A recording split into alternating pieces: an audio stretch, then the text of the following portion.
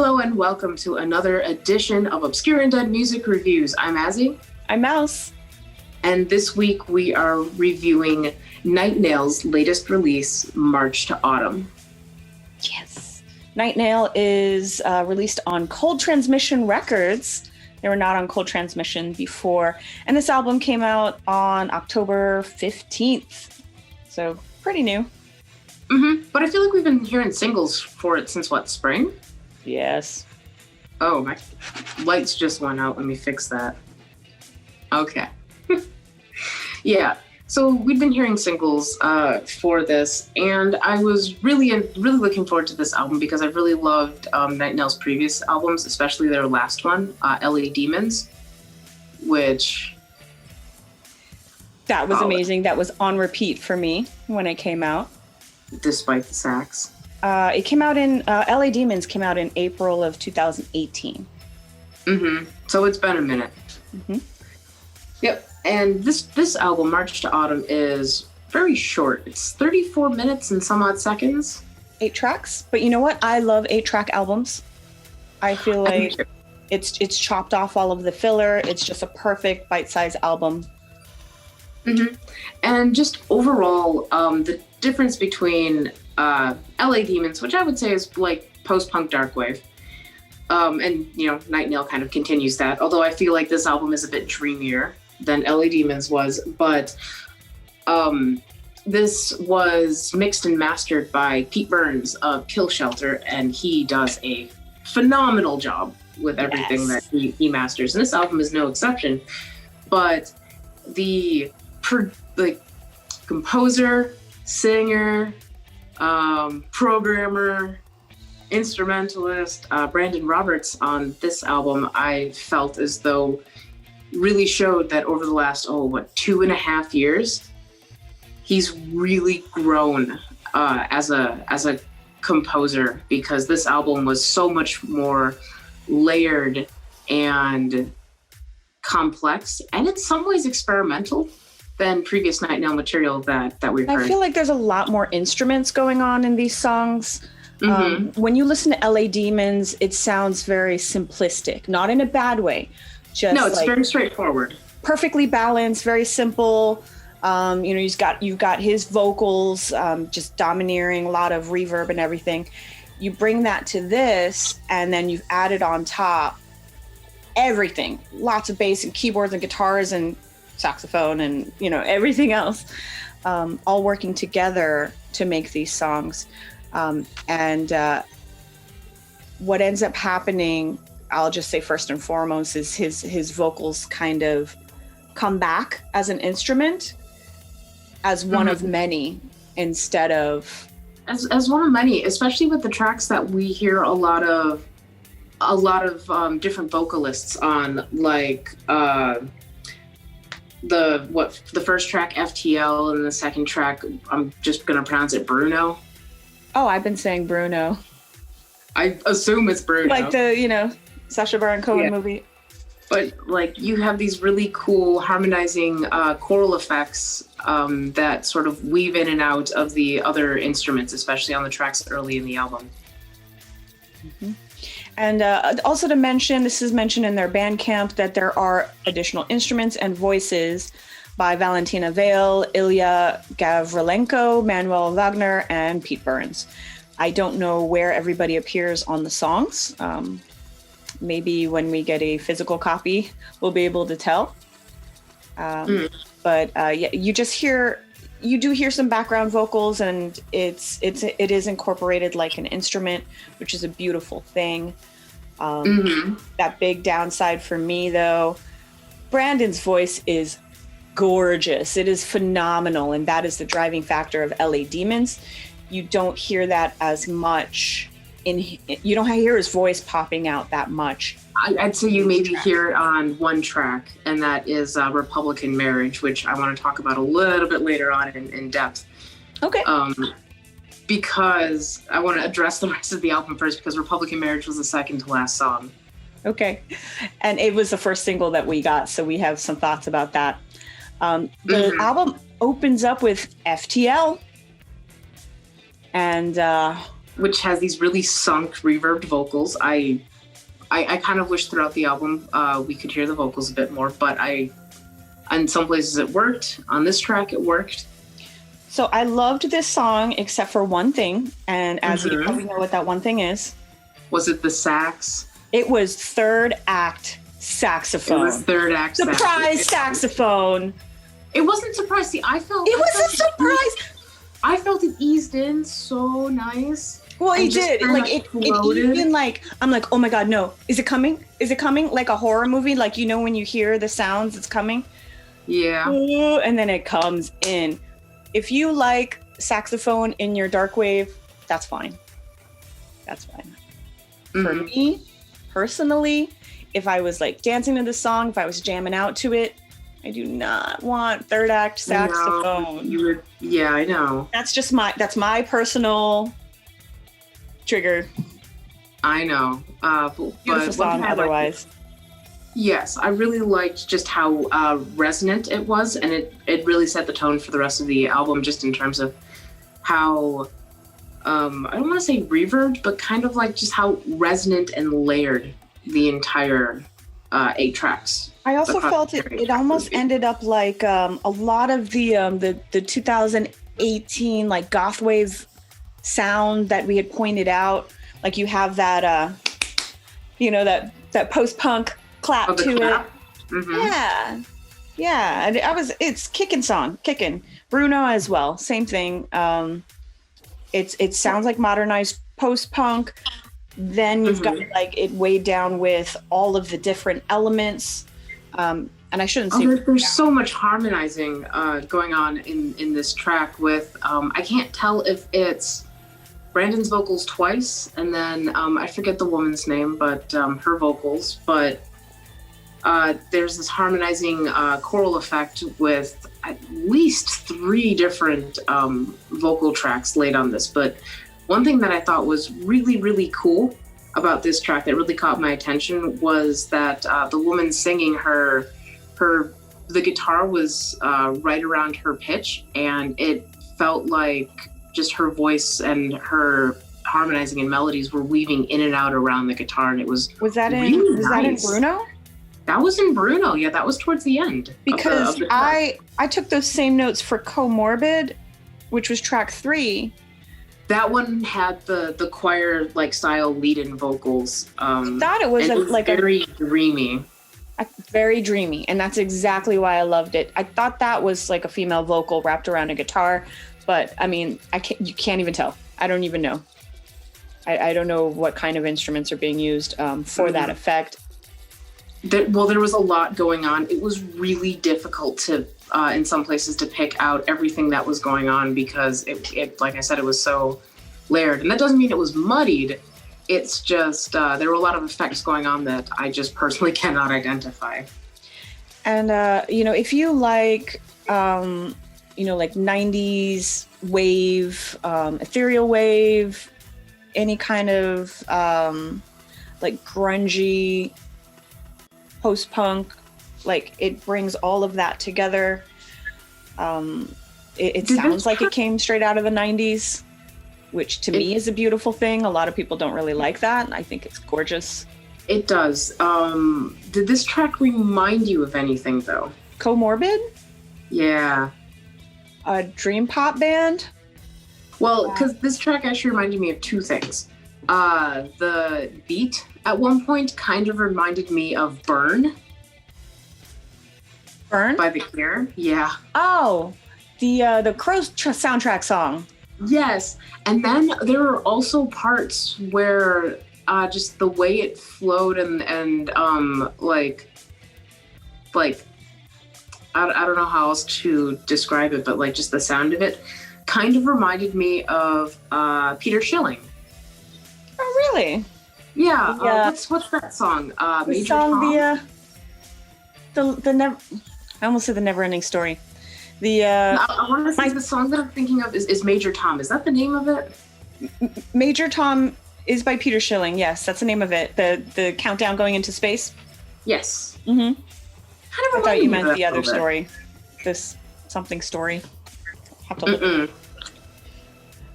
But no, I did not hear Peter Schilling or The Cure in that. I was just taking it was like brief flashes, brief moments.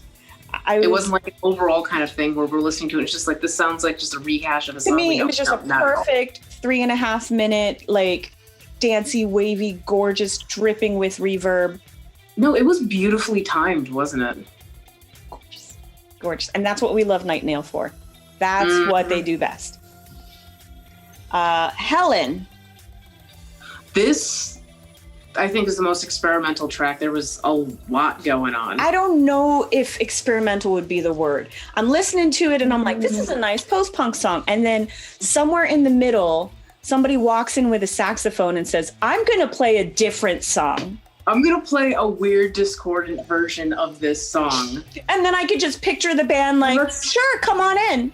Come on in. And it gets... that's why I wanted to call it like experimental, is because exactly what's going on. Because they had like, I don't know, what's that called? A bridge? I don't know music terms. They have a bridge. They have a break in the middle. But they have a couple of bridges and they're all doing something different. So the several times that I listened to this album, I said, okay, that was weird, playing all the instruments you can find and at the end of the song.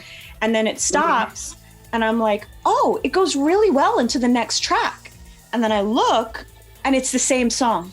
And that part where it has like those pulsing synths. Yeah.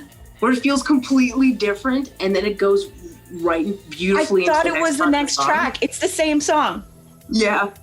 Anyway, so at the end, I'm like, Helen, that was a roller coaster. Yes. And then you did have an instrumental track, and that was 153. And it is 1 minute and 53 seconds long. And honestly, it kind of reminded me of some of the atmospherics that I've heard in like early French animated films. It didn't sound like anything to me. As you know, I really don't get into short instrumental tracks. I know. To me, it is like a palate cleanser. Clears your mind. And gets was it a palate cleanser for the title track, though? Yeah. Because I couldn't tell when the tracks changed, because I was just like, oh, this goes into it beautifully. It could be an intro for March to Autumn. Because March to Autumn just starts. March to Autumn is beautiful. Okay, I don't know. I guess I say that for all the tracks. But it is a beautiful album, so that's a valid descriptor. It is a beautiful album, but this song is a beautiful journey. And it just made me think about like everything that's been going on this year, because we've been in this pandemic from March to Autumn, and maybe it's related. I don't know. You start to hear Brandon's vocals come up a little bit, and that's when I realized that they've been hidden most of the album. And it does feel like it's building towards something. Right. And this track really did have a lot of build. So there's guitar throughout, the entire album. That's, I think, one of the most consistent instruments that they have. But it was really cool. They had a heartbeat about a third of the way through. And I think that this was their most danceable track. It had synth strings. And then that sort of flowed right into another high, like, I want to say high energy. High impact. I don't know if impact that's the right might term. Be a better word, but Republican Marriage, where we have Brandon's vocals brought to the top, out of any other track over this, like, I don't even know what style of guitar that is. It's like a slow, punkish, psychedelic vibe kind of guitar. Trippy, psychedelic. That's a good way to put it. Republican Marriage was released as a single in January. And I remember when it came out, we hadn't heard from Night Nail in 2 years. And we were like, wow, they're going like this grunge direction, or, getting kind of rock. What's going on? Yeah, right. In the middle of this album, it totally works. And absolutely. And like, by itself, when we hadn't heard anything in a couple of years, we're like, what is this? Where are we going? I don't get it.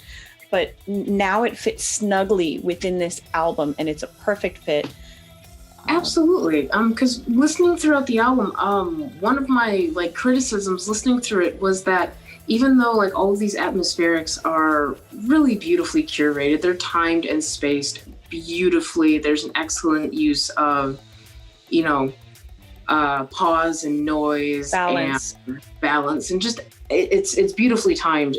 But one thing that I was thinking, that this album is really like, it has so many emotions, but it's lacking like any sort of tension or like anxiety to kind of like, you know, bring us up or down, or, you know, create, you know, maybe a different kind of emotion just musically.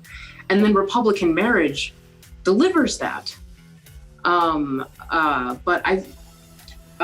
and so like I was really excited when I got to this track, because it had that vibe to it that I had felt that had been missing on the rest of the album. I feel that that's actually missing from a lot of the goth wave albums that we've seen, like those albums, all the new albums that are like post-punk and wave mixed together. It's just just one emotion, just one feel-good thing. There's no, I don't know about tension, but I would say like in the vocal styles, there's no dips and highs. Like I would love to see somebody like showing emotion. Like if you listen to like Boot Black's album, you listen to the way he sings, like it goes down, it goes up, and then he belts out and things like that. And that's just vocal work. And I know that Brandon has that range, but he's also so good at just doing like buttery, smooth, drawling vocals that I'm fine no matter what I get. And that's why I'm so happy that his vocals were brought up on this track. Except that's it. That's the end of the album. Yeah. With the exception of the last track. Oh, the last track, I really wish it had been anywhere else on the album. But yeah, after an album that felt like it was building off, this just kind of dropped you off into a track that, after that build-up, I honestly couldn't care about this track. I know it's a very mean thing to say. Yeah, is it like getting dropped back home after a party? It wasn't even like that, because we've listened to plenty of albums where the last track has, kind of brought us back down, but with the way that this album flowed, because it didn't give me the feeling of a lot of like highs and lows. It felt like it was building to something, and then you get to the last track and it's just like, nope. Because it felt like, as much as I say that I like Republican Marriage for having like I've been calling it tension, I don't know what else to call it. I felt like it could have gone just a little bit more, and I was expecting that from the last track. So the first time I heard it and instead got Sacred Spaces, I was really disappointed. I would have liked to hear Sacred Spaces maybe between Helen and 153. Maybe it would give it some breath there. But then you would need a different last track after Republican Marriage. I don't know why Republican Marriage is at the end of the album. I don't know. Maybe it should be like maybe more in the middle. Maybe but it's anyway, that rise. But I would love to get the lyric sheet for this. Maybe Sacred Spaces has some kind of hidden lyrical value and depth to it. Right. But it just sounded like we need an end of an album song. Here it is.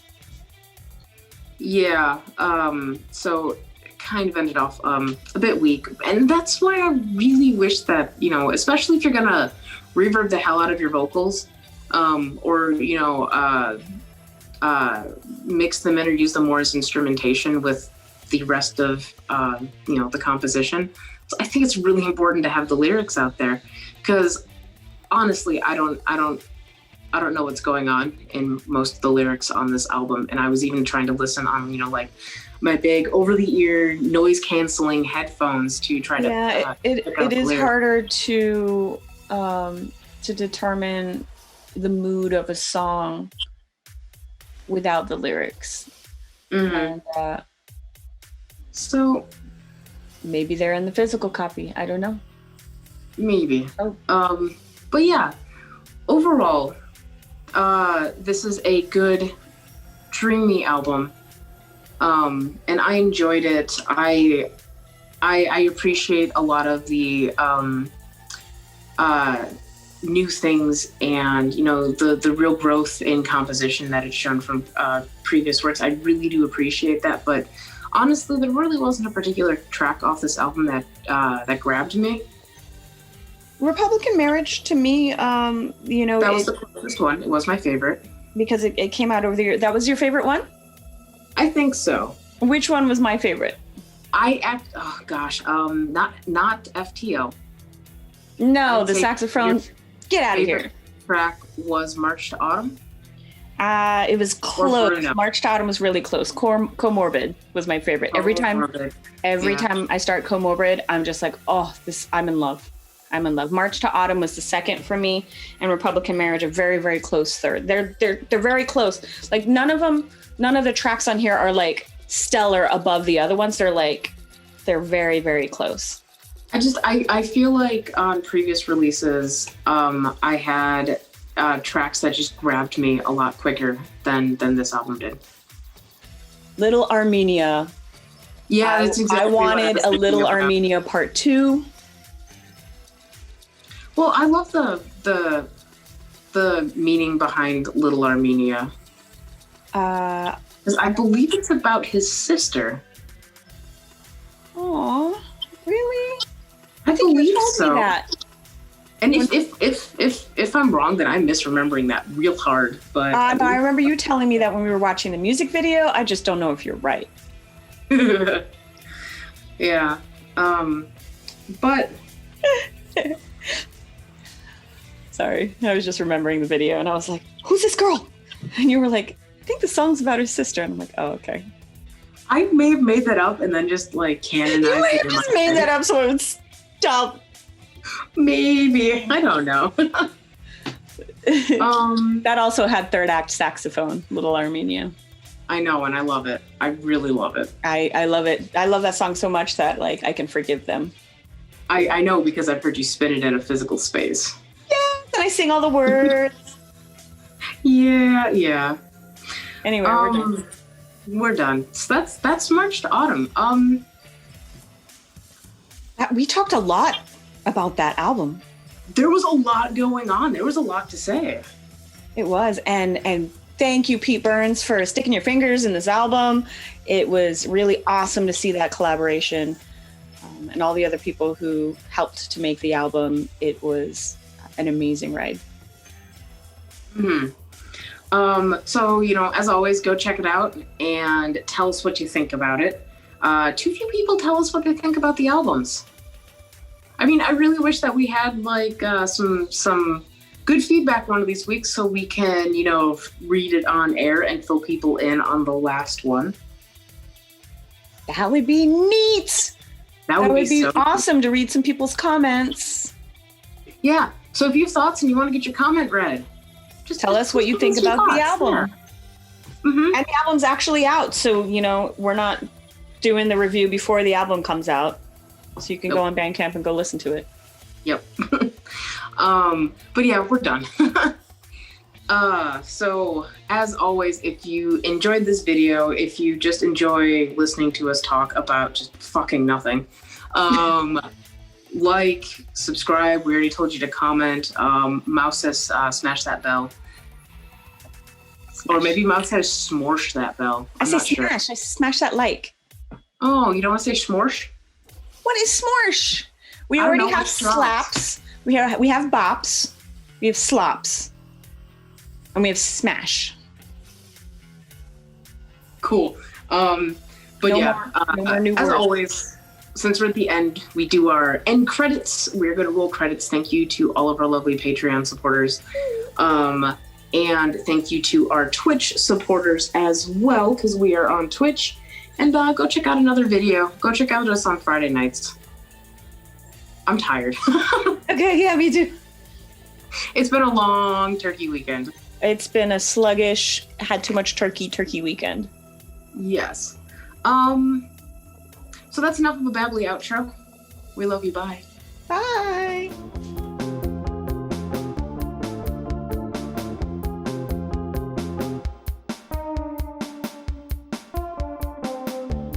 से